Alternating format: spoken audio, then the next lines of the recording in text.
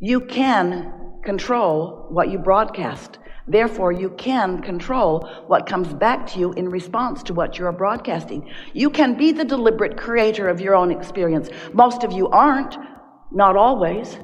Many are never deliberately broadcasting, because most are broadcasting in response to what they are observing. But that's not a very satisfying thing, because if you are observing and broadcasting in response to what you are observing, then you are what most people that you know are. You are a reactionary person. You are reacting to circumstances. And so we like to think of you as deliberate creators, which means we like to think of you as deliberate broadcasters. We like to think of you as the extensions of this non-physical energy that you are, aware of the vibrational frequency between you right here in this body, in this moment, and that larger part of you. So this larger part of you, the part of you that existed before you came into this physical body, still exists. And as you sift and sort through life experience, you launch these rockets of desire. You know what you don't want, so you know what you do want. And you're doing it so incrementally that as you are launching these rockets, and law of attraction is gathering them in what we have been calling your vortex, your vibrational reality, your vortex of creation. We've been calling it many different things because we want it to be real to you. We want you to realize that you have created a vibrational version of things that are coming, things that will manifest later, and that if you realize the existence of this vibrational reality, and if you care about the way you feel, which is your relationship with it, the closer to it you are, the better you feel. The further from it you are, the worse you feel. As you deliberately feel your way into harmony with your expanded being, then, as you practice that vibration, as it becomes familiar to you, as you broadcast it more often, what happens is the vibrational reality begins turning into something that you can see and hear and smell and taste and touch. It's the way you turn your thoughts to things. It's the way all things that have at one time been imperceivable by human or physical experience becomes perceivable by human and physical experience. In other words, you just got to know that these things that you see around you, this physical planet and all that is on it, was at one time only a vibrational reality that through perception and realization has become what you see today.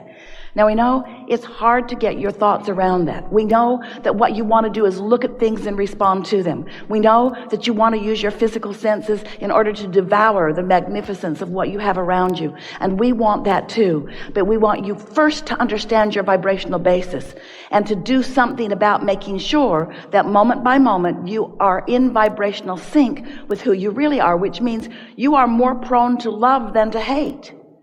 Which means you are one who loves. You are one who loves. And if you are not loving in some moment in time because you're reacting to something that didn't seem all that lovable to you, then you have diverged from who you really are. You've caused a sort of separation between you and you. And that is the only problem you ever have. You want to blame it. You want to call the problem whatever it was that you observed that made you feel that way. But that's not the problem. The problem is you allowed yourself to be a reactor rather than one who creates your own reality. You let what you're looking at be the reason that you're offering your vibration rather than practicing yourself into alignment with who you really are. You have the capacity to be tuned in, tapped in, turned on all the time. You don't have to react to things, and yet you might wonder, well, then why would I come into an environment that isn't perfect? Why would I be born, oh, perfect me, non-physical me, pure positive energy me? Why would I be born into contrast? Why would I be born into terrorism? Why would I be born into chaos? Why would I be born into an environment where there are so many things that I don't want to live, I don't want others to live, I don't want to see, I don't even want to know about them? Why would I be born into that? And we say, that's a really good question, and we wish we knew the answer to that. No. That's a really good question, and the answer to that is because you knew that out of that variety would be born a new and better idea. You know that you are an eternal being, and you know where you are expressing your eternalness right here in this physical time-space reality. This is the leading edge of all creation. There's not some non-physical place. There's not some heaven where somebody's got it all figured out and they're just resting there now that they're completed. There isn't anything like that. There's source energy flowing to the leading edge, and you know who's out here on the leading edge the source is flowing to and through? You are leading edge creators, and you're here for the joy and the delight and the clarity and the fun and for the pleasure of being out here on the leading edge. But if you're going to take this leading edge as it exists now for you, as you perceive it to be, and you're going to allow it to expand through you further, then you've got to be less of a reactionary to what's going on, less of an observer to what is, and more of a keeper to the vibrational integrity of your own vortex of creation that this contrast has helped you to create.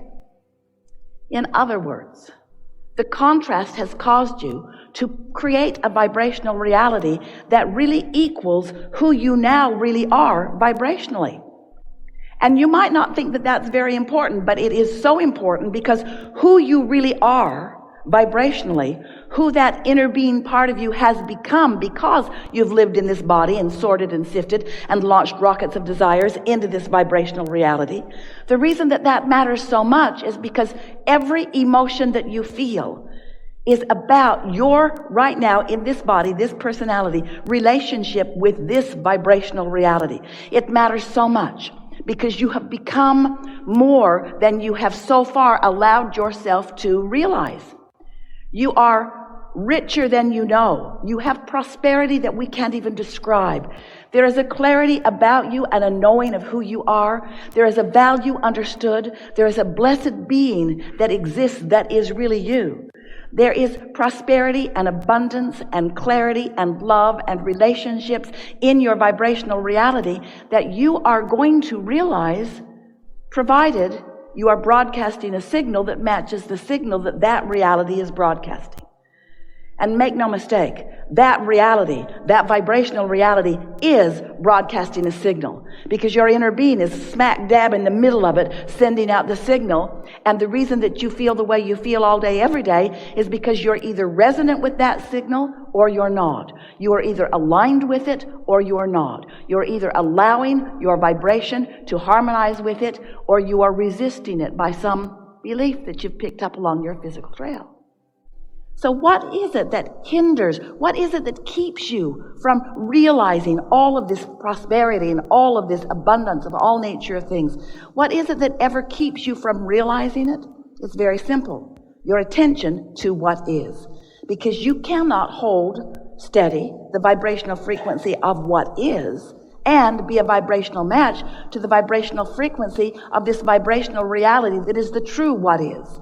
In other words, we want to get you to get your attention off so much of the conditions of what is right now and into the feeling place of this vibrational reality, because that's how the vibrational reality turns to the things that you want to live. And it's not just that.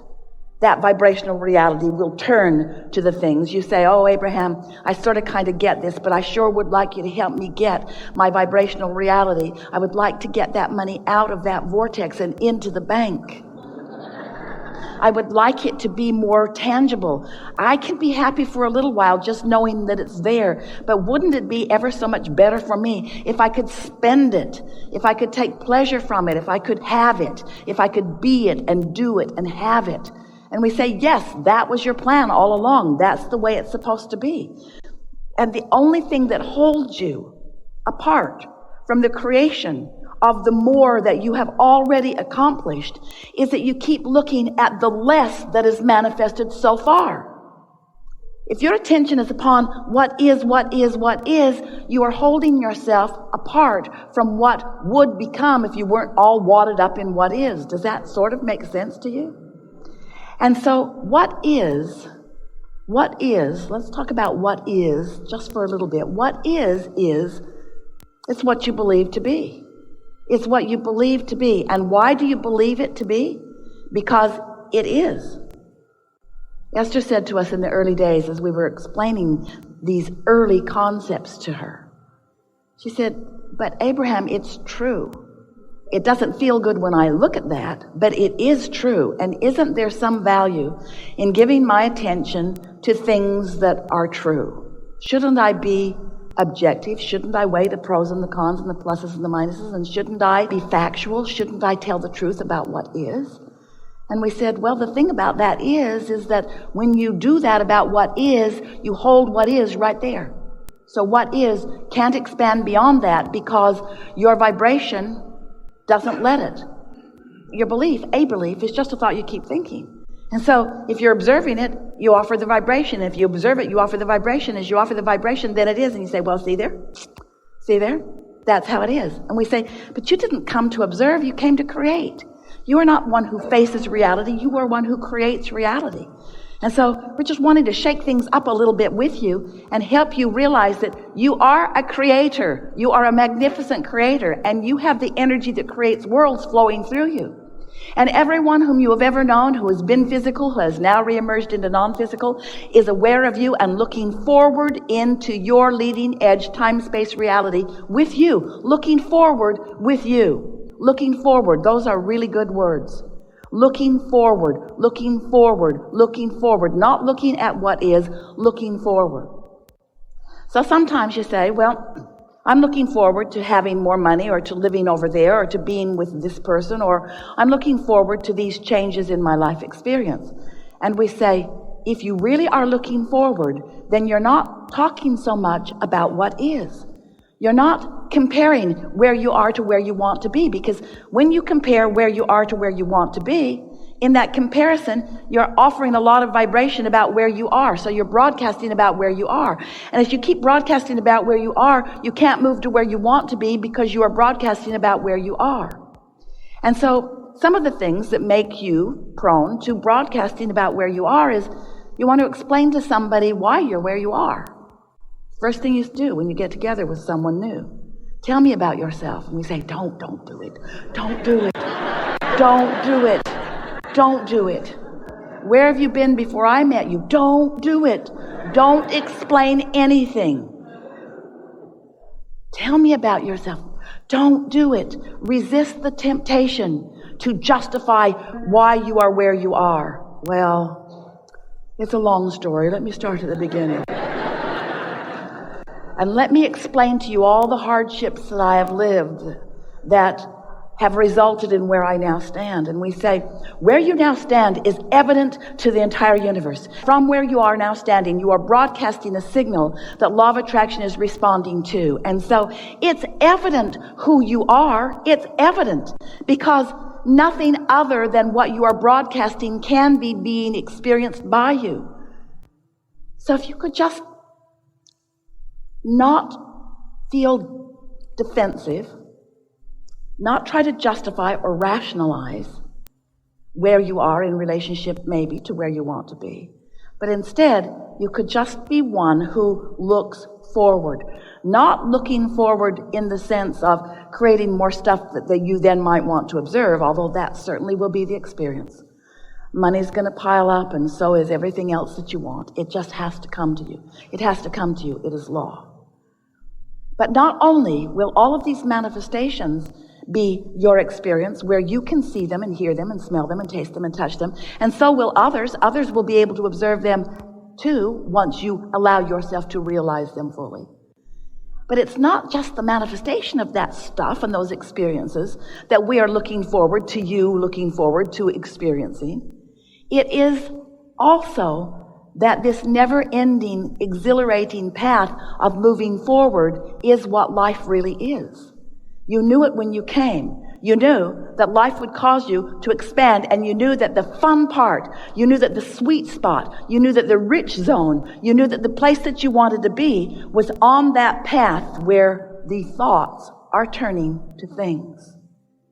To be in that place, to be in that space, to be in that awareness where you have managed to accomplish a vibration on purpose.